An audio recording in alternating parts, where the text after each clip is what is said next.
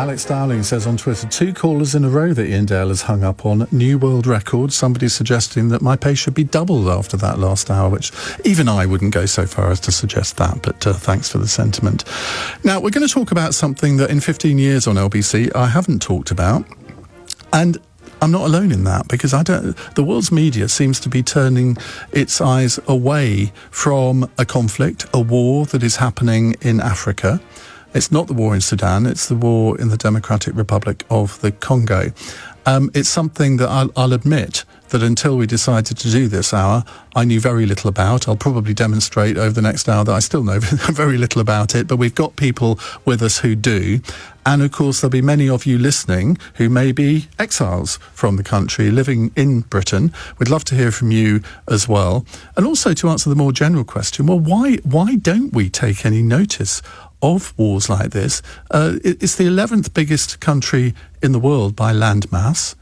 It's got a fascinating history, and yet it's one of those countries that Neville Chamberlain would have described as a faraway country of which we know nothing. So we've got. Let me introduce you to the guests that we have in the studio with us. As I say, we want to hear from you. 0345 6060 973. Okito Tongomo is with us. He is president of the Congolese Exile Government. Very warm welcome to you. Thank you. We have Yasmin Ahmed, who's UK director of the campaign group Human Rights Watch. Welcome to you again, Yasmin. And Mike Martin, who's a Liberal Democrat MP for Tunbridge Wells and a member of the Defence Select Committee. And Mike travelled around Congo in a Land Rover in 2013 and has co-written a book all about it and knows quite a bit about the country. Mike, welcome to you. Hi, good evening. Now, let's start. It's difficult to know where to start because we can't go into the whole history of the country, but effectively, well, Yasmin, you tell us sort of just in a 2-minute primer on the history of the Congo. So the Congo is in the Great Lakes area of Africa, and what we've seen is it's a incredibly resource rich area, and we have seen conflict in the area for decades now, which have impacted civilians in the millions. We've seen millions of civilians displaced. We've seen millions of civilians need of humanitarian aid. And what we are seeing now is a ramping up of a conflict which has been happening on the border between the Congo and Rwanda, and in particular, the Rwandan government supporting an armed group called the M23. Which they deny. Which they deny, but we have, and many people, including the UN, human rights organisations and others, have documented their material and other support, and also that the Rwandan Defence Forces working alongside the M23. The M23 came about in about 2012, but its resurgence has been since 2023, and what we've seen in the last 3 years has been quite unprecedented. We've seen the M23 now, as of January and February, taking over 2 of the capital cities of Eastern Congo, and not just taking over the capitals, but actually setting up parallel administrations in another country. It would be like France coming into the UK and taking London and setting up a parallel government. Don't give them ideas. And obviously, like in any conflict, those that suffer are the civilians. And we've seen the M23 carry out severe and systemic human rights violations, sexual violence, summarily executing people. And what we're seeing currently on the ground as well is the targeting of civil society actors, the media, particularly in Goma and Bukavu, the 2 capital cities. And so the situation on the ground is dire. And that is not to say that this is wholly one-sided. We've also documented abuses that have happened and been carried out by the Congolese armed forces.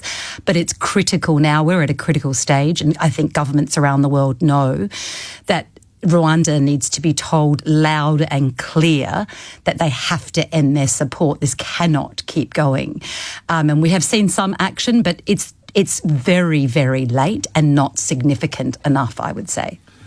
Okito, this has been, huge numbers of lives have been lost here. And we think back to the Rwandan genocide in 1994 when, 900,000 people were slaughtered. This goes way beyond that, doesn't it? Yes. But I think, as Yasmin said, thank you so much. That was a quite very important point you have raised. And I'm very pleased to be here this afternoon as well, because I know many people in my communities have been waiting for this. As you mentioned, it's 15 years since you had the time to speak about these issues. More than 15 years that people have been going through a very difficult situation. I'm a Congolese, and I'm very proud that I'm going to speak in the BBC today. LBC, thank you so much for clarity. Issue that is really part of my life, my people, and it's very sad that the way we see the story is been for a long time that nobody is been there to know what is happening. But why is that? Why do you think the world community has effectively turned its back on? But there has been a number one issue was in the region, Congo, number one, we got terrible history where we never had a stable regime. The more we go from Congo is a tyranny regime, barbaric leaders where there's a high level of human rights abuse that has been monitoring for many years. And then nobody knows really much about Congo itself as the very rich country with very good people who really the story need to be looking a different way. Because it ought to be one of the richest, well, it is one of the richest countries in Africa from natural resources point of view. What are we talking of the world? The Congo has got more than 24 trillion of water reserve. It's still one of the richest countries in the world. Don't tell Donald Trump that. But it's a very interesting one, and I want him to have interest. We believe that UK government and the other international community have interest for the wealth we got in Congo to know how to work with that. Now, there is no way Congo is going to keep on suffering where there's a lot for Congolese people to enjoy, and the world, the entire globe should be part of that. Now, going back to the question, I think we're going through a difficult time, and I understand that today is a way to mention that Paul Kagame has been manipulating the story in the region, and the M23s, doesn't matter what they are claiming, but are taking Congolese people's life. The way things going on, it should stop. And we really appreciate to see what the action was taken by our Foreign Secretary, most recently, David Lammy. He was really well recognized by our community. We see he went to Congo to meet the Congolese president, and he went even to the difficult place where Congolese are in hostage and they're living in a difficult place. That was exceptionally very good, and it was a welcome in our community. And we should say, and this is, I have to say, a coincidence, that the UK has put down a resolution at the United Nations today demanding an unconditional ceasefire and withdrawal of the M23 and Rwandan Defence Forces from the DRC. That's a UK statement at the UN Security Council today. We do appreciate that, and I think more have to be done. We think like Rwanda is not taking those actions more seriously. It's a country where I believe they don't even know how to appreciate everything Britain has been doing for them. Most recently, we see Paul Kagame being very arrogant. And this country, man, has been really flourishing. In Rwanda, we see the support that they receive, even training the army they are using now, everything they got. I don't think they have that enough power to be the country they are now without the support from. And Britain has a lot of influence in Rwanda, doesn't it? Because, I mean, I remember going to Rwanda in 2007. Yeah. I met Paul Kagame, actually. And the amount of international development aid that Britain has put into Rwanda, I mean, we've effectively replaced France as the most influential country there. So it is possible for Britain to have some influence, you would think, over Paul Kagame. But do you think the government is doing enough? But at the moment, I think that's the right thing. They have to do more, because I think British people paying tax not to have criminal leaders around the globe now supported by a very good country. You had another caller earlier on who doesn't even recognize what this country is offering to many people. My community come to this country. We could not even speak English. We were welcome here, and I see people now, the generation of Congolese people being part of a very stable community, and we are growing, and they're saying young Congolese learning, getting much better degree, which we did not have in our country. So all this we should recognize. But going back to the history of what Paul Kagame sounded not to recognize everything that Britain's been doing, in return, is giving terrible reputation of this country. We learn British value and the Commonwealth value. I think Rwanda should be out of the Commonwealth. It does not reflect the value of Commonwealth when killing ordinary and vulnerable Congolese in return by taking Congolese mineral resources. The worst ever scenario, Iana, I can add on that one. Paul Kagame is being using mostly young Congolese people, manipulating them, putting them in Rwanda's army.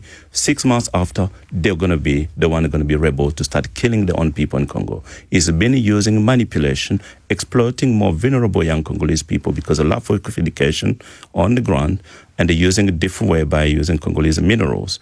Apart from that, we got terrible, very weak regime in the ground in Congo. All these have to be raised up. Okay, well, we'll go into some more of those details in a minute, but let's bring Mike Martin into the conversation, Liberal Democrat MP for Tunbridge Wells. Now, Mike, you spent, I gather, 3 months touring Congo back in 2013. Tell us about your interest in the country. Well, actually, the first time I went to Congo was in 2004. And like many people, I was in Uganda, and we went across to see the gorillas, with amazing mountain gorillas that you have in the east of Congo. And I was just struck by a country that at that time was coming out of this horrendous civil war. And actually, I'm amazed we haven't mentioned it yet. In the 1990s, Congo suffered what is known as the Great African War, and 5 or 6 million people died. I mean, this is sort of on the scale of the First World War. Yeah. And you were speaking earlier about how Congo doesn't really make the news, but this in the 1990s was a kind of millions of deaths level event that was barely reported, and all of the neighbouring countries were involved, and particularly Rwanda. But all of them were involved, reaching in and putting their militias in. And so I then, in 2013 with some friends, we bought a Land Rover off eBay, and we'd driven it through Africa down to Kinshasa. And then we spent the next 2-3 months driving it across the Congo to South Sudan. And, when you drive across a country that doesn't have any roads, and Congo doesn't really have any roads, I mean, a lot of the roads were built in the Belgian colonial era, which maybe we'll get onto at some point in the programme, because I think that's an important part of the framing of how you understand Congo at the moment. Those roads had disappeared to simple paths through the jungle, so we had to really kind of clear our way, build bridges. And really, even at that stage in 2013, 10 years further on from my visit in 2004, the country hadn't really moved on at all. And in many ways, the way to understand Congo is a collection of different villages and tribes and ethnicities that speak different languages. And there is a sense of being Congolese. There's a sense of connection to the Congo River, which is the major river that runs through the country, and they are Congolese, but there is not that sense of nationalism that perhaps we have in the UK. We all understand we're British or French, and when different villages are speaking different languages, it's quite hard I'm talking about neighbouring villages here. It's quite hard for a country to form a national sense of who it is, and that makes it very easy. In this case, we're talking about Rwanda, but 20 years ago, we could have been talking about Angola or Central African Republic reaching in, interfering. It makes it very easy for those neighbouring countries like Rwanda to cultivate militia groups in order to prosecute whatever it's trying to do, steal resources, take over the government. And I think it's really worth saying that of all of the overthrows of the Congolese government that we've had since Congo became independent in the 1960s, all of them have started in Rwanda. All of them start in the east, in Rwanda, and they move across the country to Kinshasa, which is in the west of the country. And it's bizarre in a way, isn't it? Because Rwanda is such a small country. I mean, if you look at the map of Africa, it's a sort of little pinprick in the middle, yes. and then the neighbour to the east is this massive, giant country called Congo, and yet Rwanda, as you say, Mike, has that huge amount of influence. I think, and we can kind of hypothesize about reasons. I think what's really worth looking at is Rwanda is a relatively unified country when you compare it to Congo. There are kind of two main ethnic groups, Hutus and Tutsis, obviously, brought to our attention in the genocide. They obviously fought against each other. But and they've benefited greatly from Western aid, and I hope we get into the role of the British governments, both Labour and Conservative. Obviously, the Conservatives recently had their Rwanda plan. Hundreds of millions of pounds were given to Rwanda, and now we see a Rwandan invasion in Congo. So I think that's something that we need to pick apart. But the Congo is not unified like that. It's huge, and there are 200 languages there, and 200 ethnic groups. I mean, it was, as I was travelling across it, I'm not exaggerating to say that village to village, people were speaking different languages, and people don't get out of their village. And what that means for the politics of the country is that even within a district, there's obviously, hundreds of districts in the country, even within a district, the leaders of that district sit in the district centre and don't even visit all the villages in there because they're having little local feuds over a mine or a river or something. So all over the country, there's all these little micro civil wars going on, these little tiny fights going on. Just like Yorkshire and Lancashire. Or Afghanistan, or, it's a very, it never really has been governed as you and I might understand a country to be governed. Right, so much to get our teeth into. We also want to hear from you, 0345 6060 973. If you've been to the Democratic Republic of the Congo, or should we say DRC? It's a sort of trips off the tongue easier, doesn't it? If you know anything about it, we'd love to hear from you. If you've got any questions for our three guests as well, 0345 6060 973. I should also add, we're streaming this live on Global Play if you want to watch our proceedings as well. It's 19 minutes past 8. LBC. 20 past 8 here on LBC. Let me reintroduce my guests in case you've just joined us. We have Okito Tongomo, who is the president of the Congolese Exile Government. Yasmin Ahmed is the UK director of the campaign group Human Rights Watch. Excuse me. And Mike Martin, Liberal Democrat MP for Tunbridge Wells. He's on the Defence Select Committee and has travelled through the DRC on at least 2 occasions that he's told us about. Okito, let me come to you. I want to hear your personal story. I mean, how did you end up being the president of the Congolese Exile Government?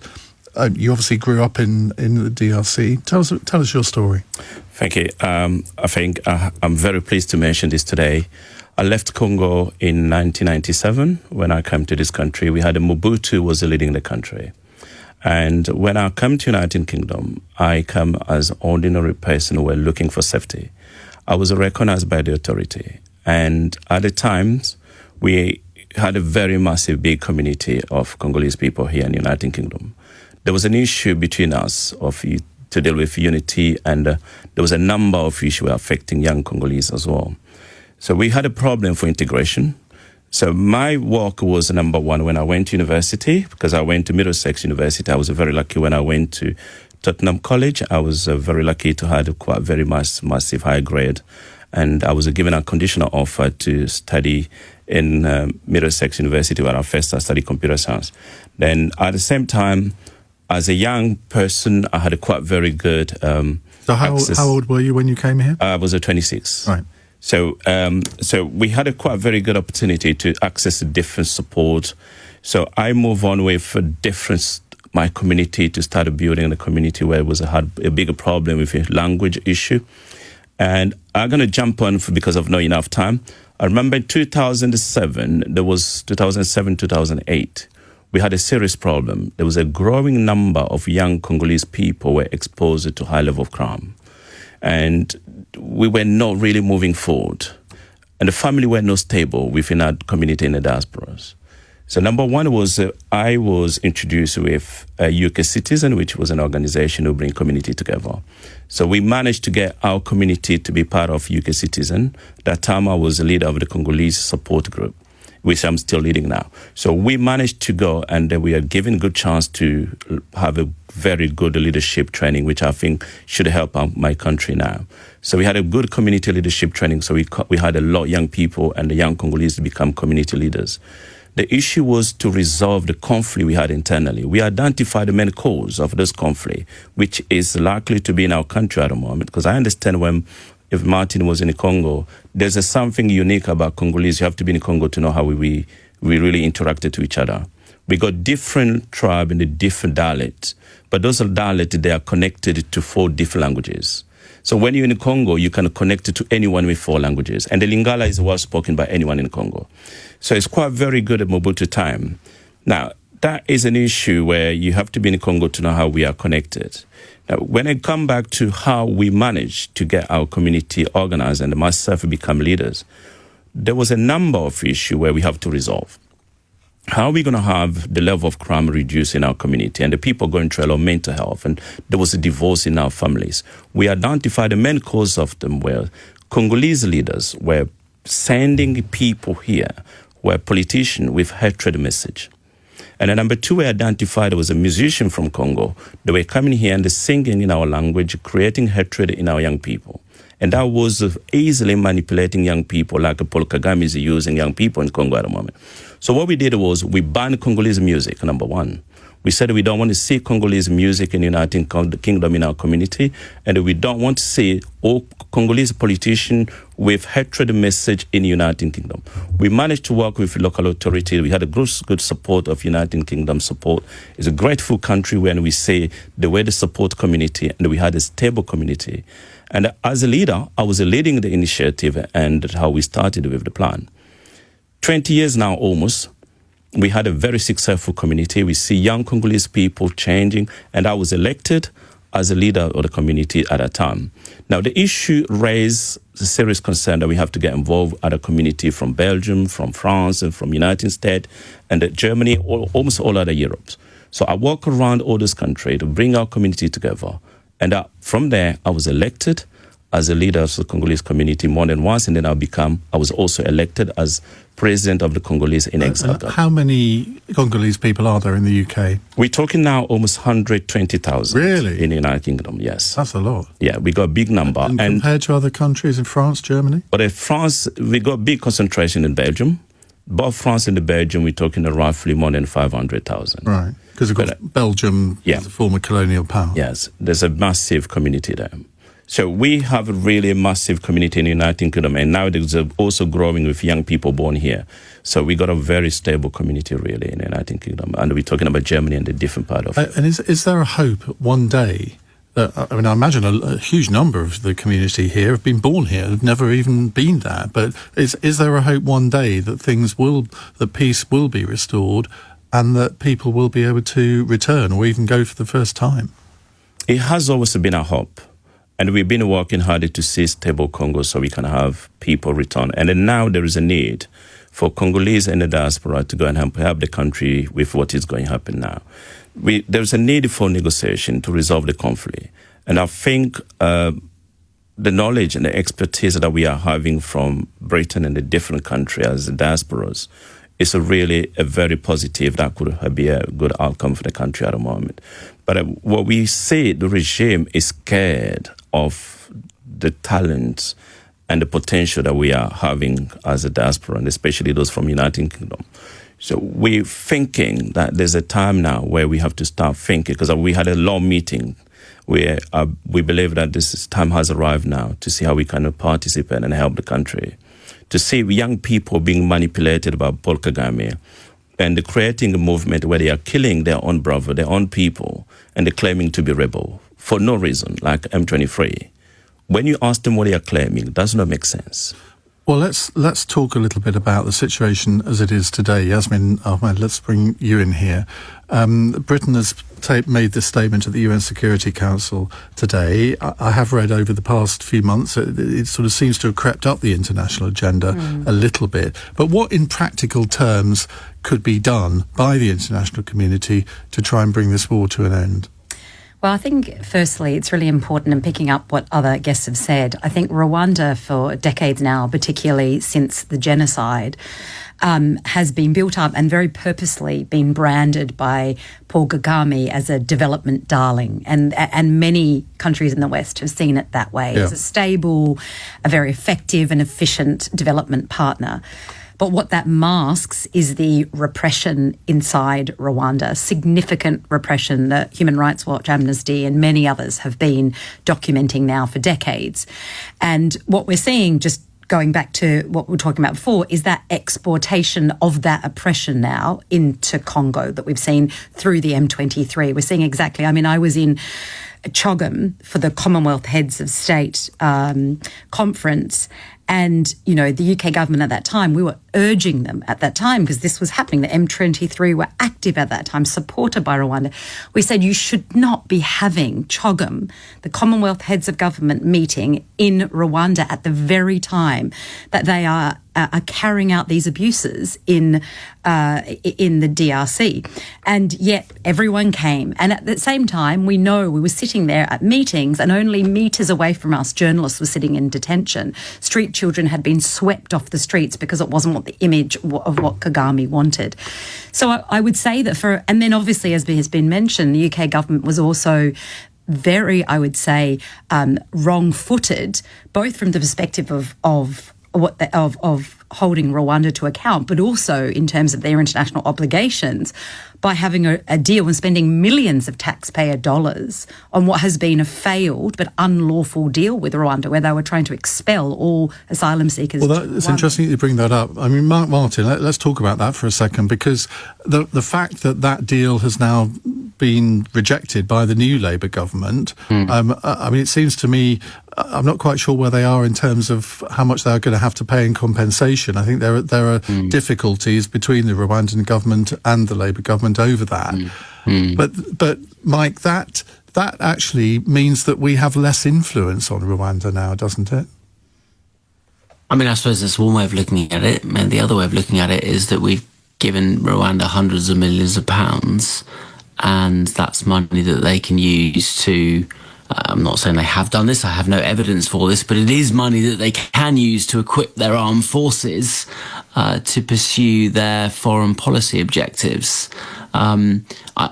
This argument about we pay aid in order to get influence, I've always been a little bit sceptical of that argument, because having spent quite a lot of time in different countries like Congo or Afghanistan or Somaliland, the aid relationship, some aid works very, very well, and some aid doesn't work so well. And the aid that doesn't work so well is often that aid where foreign countries are paying it in order to gain influence.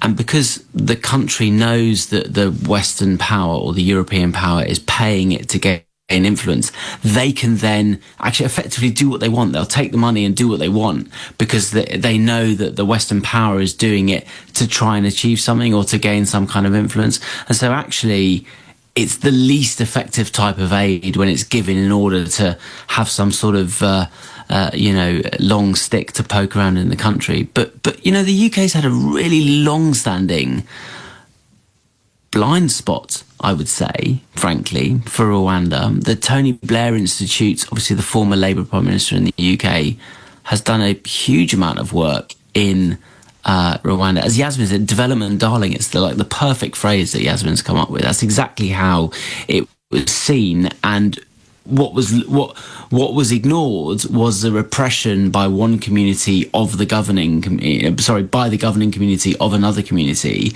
and people put in prison and media freedom censored and all that kind of stuff, and that was sort of ignored. And if you follow that, Rwanda thinks, well, we can get away with that, and then they got offered hundreds of millions of pounds for some kind of weird refugee resettlement program under the Conservatives, and they think, well, we can get away with that as well. And now what do we find? We find Rwanda's invading a neighbouring country. I think it's been a pretty poor bit of foreign policy from the British government, I think, actually. Will in Paris says, Ian, you need to talk about King Leopold and Belgium's history in Congo. We could be here all night if we talked about Belgium's history in Congo, but we will mention that. I don't know which one of you three would like to talk about that, but we'll discuss that while we hear the news. And we'll come to your calls. We've got lots of calls coming in, which is really encouraging. It's 8:33 on LBC. Let's get the news headlines.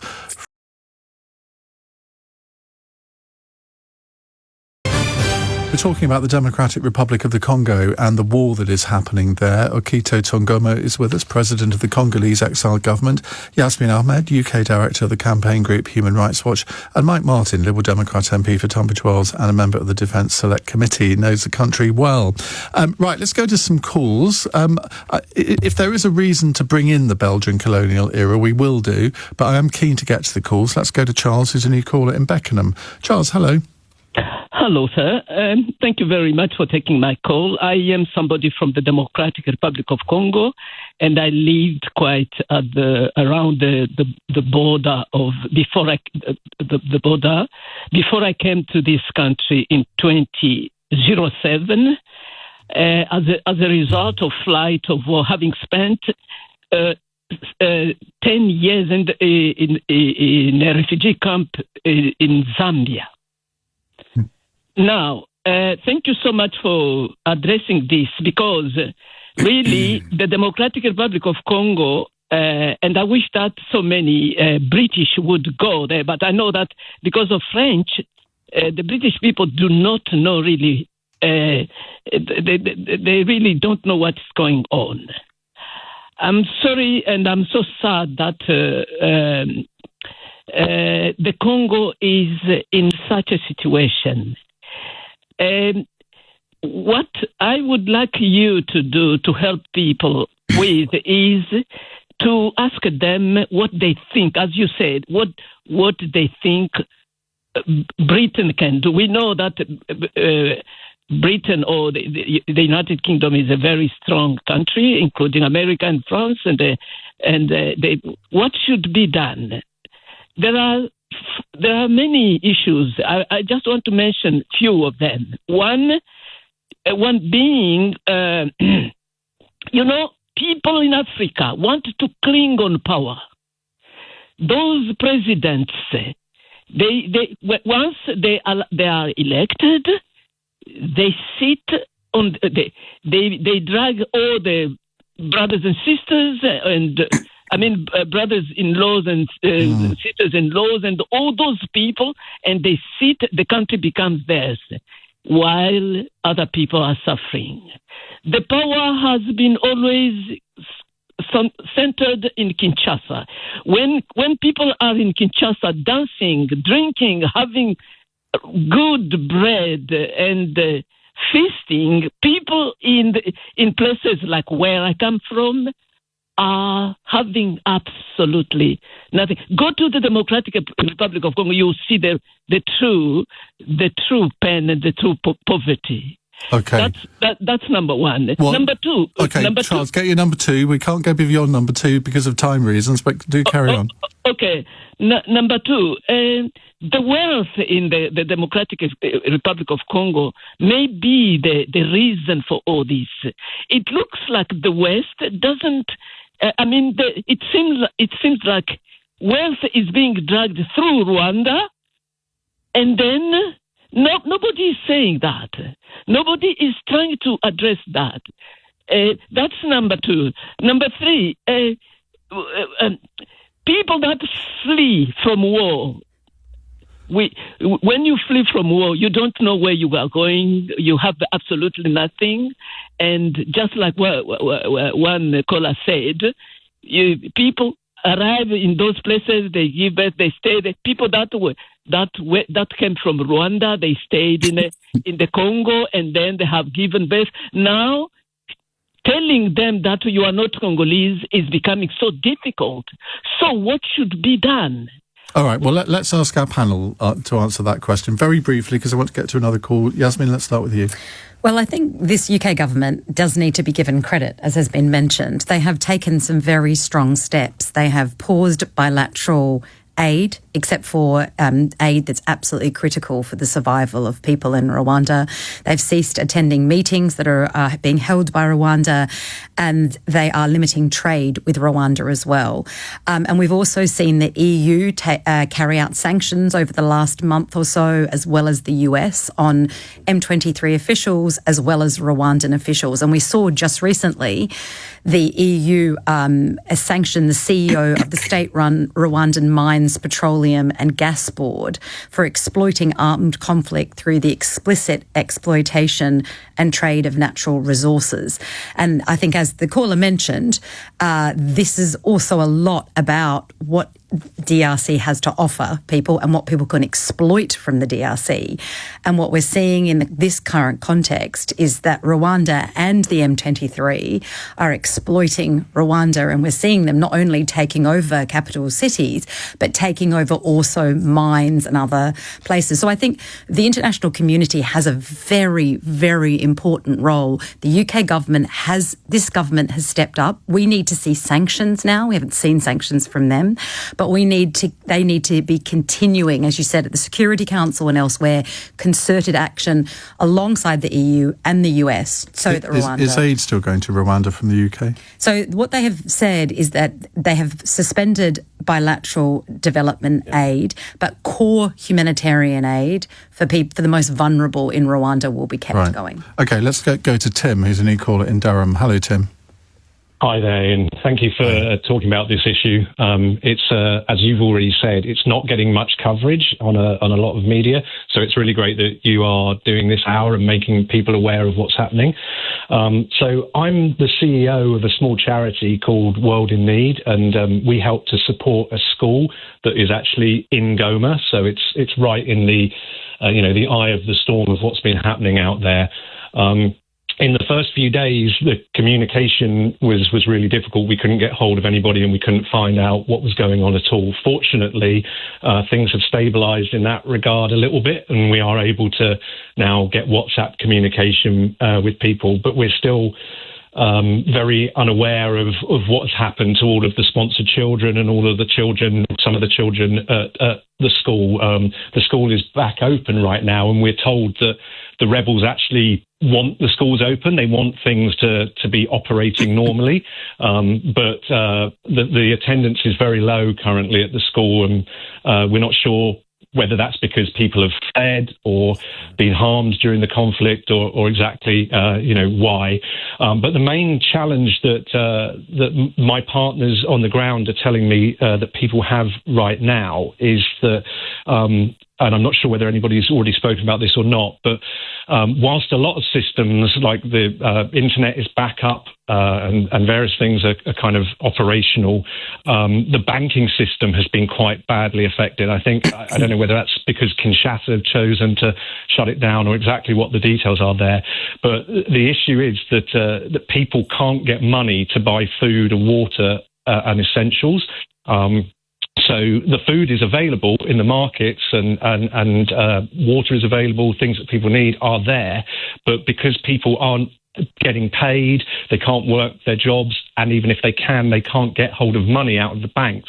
There's a real crisis going on in that regard, and that's one of the areas that we're trying to help deal with, just in a small way, as much as we can.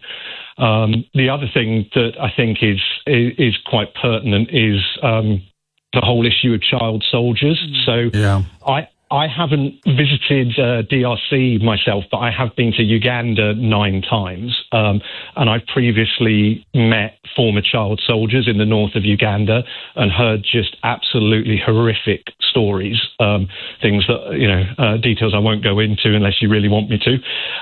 But, it's absolutely barbaric what happens with them.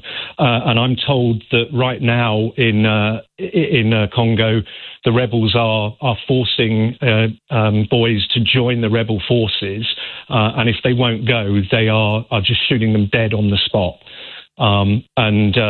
As I said, I know what may lay in store for some of those children, and I think that's also an issue. That kind of area of use of child soldiers, I believe that's a war crime under UN conventions, and so that's something I think that the British government and other organisations could be bringing more to the forefront and applying more pressure on. Thank you very much, Tim.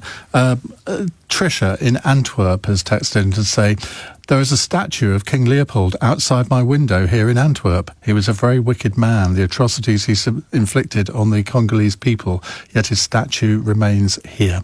Well, maybe a little bit about King Leopold after the break. We'll see if we have time. It's 8:45. This is LBC. 8:48. Will says Congo is also home to 80% of the world's cobalt supply, much of it from unsafe and exploitative artisanal mining. Glad we got that right. And he says, and this is obviously key to electric vehicle batteries. I mean, and the mobile phone. And how? I mean, that's a great asset to the country, but it could lead to massive exploitation.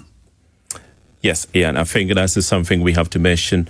Let me just say to most people around the globe who are listening to this, every single mobile phone we are having has got Congo in there. 90% of mobile phone we got. I thought it was just China. Or the Chinese, they are using Congolese mineral to do that. So they don't have a mineral to do the mobile phone. The coltan is the natural resources that go in our mobile phone to give it electric devices that resist any power. And the Cobalt is also using an electric car. And the Congo does provide 80% of that natural resources. I think the market of Congo at the moment, that's the main cause. You see Congolese people being killed. We mentioned a bit earlier, even when I left my country, my life was not safe. And speaking now, most young Congolese life is still in a danger in our own country because our natural resources is the main issue and the weakest leader we've been having for generations, unable to see how to resolve the problem and how to work with people who really kind of care about Congolese. I think when we have a question, I really appreciate Tim when he mentioned about young people in Goma and what is going on now with people cannot even access school and the food they want, the banks are closed.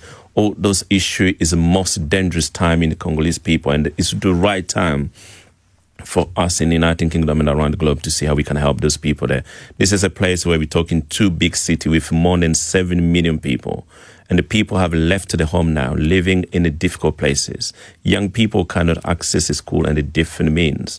People are dying for malnutrition, not even water. Everything is in a real and a mess at the moment. This issue of rebel group claimed to be supported by Rwanda, who tried to deny serious crime around the globe, is not really an issue we should be watching. Here, Coco says, natural resources have been a curse to the Congolese people. But it's a blessing, but we didn't know how to use it. At the moment, I think in the coming years, if you look at the history of the Congo, those resources will be very useful for the coming generation if we really know how to work out. Because it's in a negative way at the moment, the way we're seeing it, because we are not really dealing with them properly. Because we need... Mike, you wanted to come in. Yes, sorry, Okito, but sorry. No. You're making exactly the right point. It's just, there's two things, I think. My observation is there's two things going on. One is the Congo is kind of quite a unified country, lots of different ethnic groups and languages, and it's not connected up. There are no roads, right? Yeah, so the country is not connected up. The first thing I would do is build lots of roads to build the country. Sure. A lot of the ethnic groups are connected more to neighbouring countries than they are to the Congo itself. And so if you think about a country that's that disunified, that has all of these very valuable resources in, what that does is it drives conflict. Whereas if you have a country that has resources that is much more unified, let's say Saudi Arabia, then that can drive unity.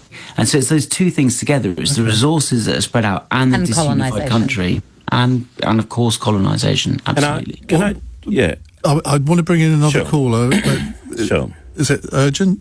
No, just because of what Martin mentioned about being a country, how we are not enough unified at the moment. I think the story will be totally different when you look in the past story of the Congo. When we had a Mobutu, a dictator, we are very united. But the issue came in the division when Rwanda started playing the role of a dividing country with the make-up manipulating story which does not exist in the Congo. There's something unique in the Congo, Martin, which I think I'm very impressed with the way you have been working extremely hard and that you identify some of the weaknesses that we have to raise them up, to have a Congo growing in a stable nation. But those issues could be resolved. Because Congolese, they are very united. Right. But they've been manipulated by people to divide them because we know our weaknesses and that people know our weaknesses. Let's go to Sylvester in Southampton. Sylvester, hi, what would you like to say? Thank you for having me on board, on the radio, sorry. First of all, I wanted to talk about the humanitarian aspect because I think that at the moment not enough is being said or stressed enough about the dire situation of the Eastern Congo. I'm originally from Congo myself, and I work for a small organization called the Congolese Youth Platform, and we have people on the ground in Goma that we help relief. And recently, you may have seen reports of entire refugee camps being dismantled in DRC or in the occupied territories.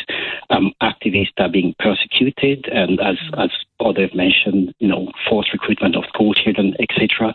But the humanitarian crisis is severe. It's not just that people don't have the means to look after themselves. I mean, we've seen the UK increase its humanitarian help, and we really appreciate that. But I just feel like at the moment, the level of escalation that needs to be done is not met. When Russia invaded Ukraine, the level of sanctions was much harder, much higher. Even private company got involved, and rightfully so. But I feel like there is always this double standard, or almost neo-colonial politics when it comes to DRC and the lives of Congolese that is simply not put as a priority, despite everybody recognizing the very crucial role that Congo plays in the world's economy. And I think just that is not right. And I just want to say that I would like to push back on one of the points that's been raised about the natural resources of Congo being put as a curse, or Congo being too big or too rich, and that being the cause of its dismay. I think, again, as a Congolese, I find that quite insulting to have this kind of language, because... Well, to be fair, it was only one person on WhatsApp, Sylvester. Yeah, okay, because the reason why I say I really have to push back on this, because since the independence of Congo, there's been constant international interference, starting with the assassination of Patrice Lumumba. Of each time the Congolese people have tried to get within their hand the sovereignty of their country. Under Mobutu, there's been a political hitman sent to ask us to sell out our national company so that American can get access of the resources. Today, after him, after the Cold War, he got rid of and got replaced by another dictator. Congolese, up to this day, haven't had the chance to really have a leader that comes from the wish of the people, and that cannot be just swept under the carpet under the guise that you are just a country that is too rich. No, it's a very good point and a really good call, Sylvester. Thank you for phoning in. Let's go to John, who's a new caller in Oxford. John, very good evening. Yeah, hiya. Because my question was just about, I think was directing to the gentleman that says representing, I think, the Congo exile people. Yeah. I was born in Burundi. And Burundi, I think, is we share same borders. And it's really fascinating me how every issue that's happening in Congo, you have to be blamed to Rwanda at the moment. Yeah. Whatever is happening there is very sad. I grew up in war that started in 1994. I'm 43 at the moment. And seeing only one country can be blaming Congo, Rwanda, this and that. Congo is very big than Rwanda. What can people start thinking to point fingers to the current government in Congo? Because I believe they're allowing all these things to happen in their country. Because they've got the right to defend their own country as well. At the moment, we have Burundian army fighting for the Congolese army at the moment. So my question is, why keeping, pointing finger at one country instead of, asking serious question to the current government what's going on? Okay, Okito, what's your answer? Thank you so much. I really appreciate your question, and it's been very kind to hear from you from Burundi, our neighbor country, and we really appreciate your support you're giving to Congo nowadays. But I think we have an issue in common that you should consider, my brother, you're talking now. You know well that during the Rwandese genocide, more than almost half of the country come to Congo, and we give them safe haven. They were in a safe place in Congo at the moment. Those people who come to claim to be FDLR. These are the majority Hutu group, where Paul Kagame keep on accusing them of being genocidaire. Now, the problem we have in Congo at the moment with Rwanda, because it's got some external support, Rwanda does not have a power to fight Congo. They don't make anything. They don't have anything to do it. Everything they are using is from Congo. Now, there's an issue in the Congo that you really had a good point when you mentioned about the weaknesses of our leaders who have been unable to resolve this problem since almost 30 years. But we have to recognize also that there is a problem in Rwanda. As you've spoken as being in Burundi, you should know that the Rwandese now need some help to get their people back to Rwanda. The problem is not Congo. The Rwandese got more than 5 million people in the Congo that don't want to go back because Paul Kagame has been targeting them. It's killing them. Now, we've been a victim of that because we are protecting people. And you know, in Congo, we have people from your country as well. We have a safe place where people from all over the country, we're sharing border, almost 9 of them, they come to our country. We accepted you. We live with you in harmony. We never had a problem with anyone. The only problem we have in Congo is to welcome our neighbor country. And they see the Congolese, we are very weak. An issue between, which is true, people know how to use us. We love music. We like to be happy. We don't have time. Congolese don't have anything to do apart from happinesses. And this has been used by our neighbor country to come and exploit our natural resources, causing problem. We can blame our leaders, which I do blame them. They're quite very weak. But in return, we have to recognize that Rwanda being smaller does not reflect what they're doing in the region because they got support from powerful countries. We're talking the United Kingdom has built Rwanda, which Rwanda has never recognized that. It's a shameful to have somebody like that, young people watching Paul Kagame, talking to people in Rwanda, telling them he's the one who built Rwanda. He does not recognize all the contribution coming from countries like United Kingdom, like yourself and myself. We're paying tax here, and the money is being used to help people there in Rwanda. Paul Kagame never recognized that. In return, he's using this money to kill innocent Congolese. We have to condemn that. I think as a neighbor, you should condemn Paul Kagame to make sure that we have a stable party of the region. And our people deserve much better, not having people like Paul Kagame. Well, some passionate words there. He's a dangerous person. We could go on for another hour because there's part of me that feels we've only scratched the surface here.